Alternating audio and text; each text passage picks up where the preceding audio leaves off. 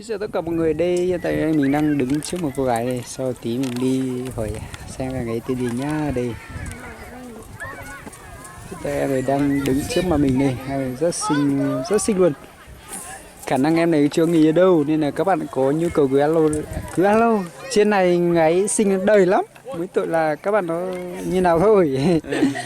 Sau mình đi phỏng vấn xem em này tên gì nhá. Em ơi, nói chuyện em một tí được không? Vâng ạ. Em tên gì nhỉ? Em tên gì ạ? Tên gì? Em ở đâu đây? Em ở Nậm Có. Anh tưởng em Việt Nam. Em ơi cứ nhìn vào đây đi, không sao đâu mà.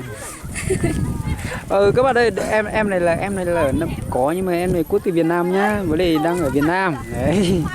Em ơi em đang ở Nậm Có là Thư Viện nào em ơi? Huyện Mù Căng Chải. Huyện Mù Căng Chải. Em đang đứng ở bên trái.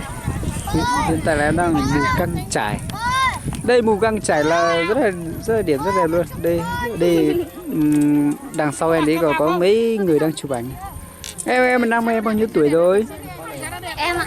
Em 18. 18 tuổi. Có người yêu Em chưa chưa? 18.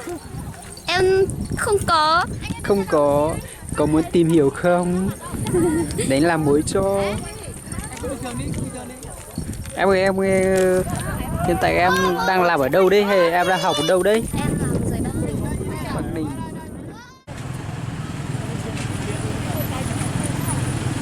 Bắc Ninh. Rồi, đi đi.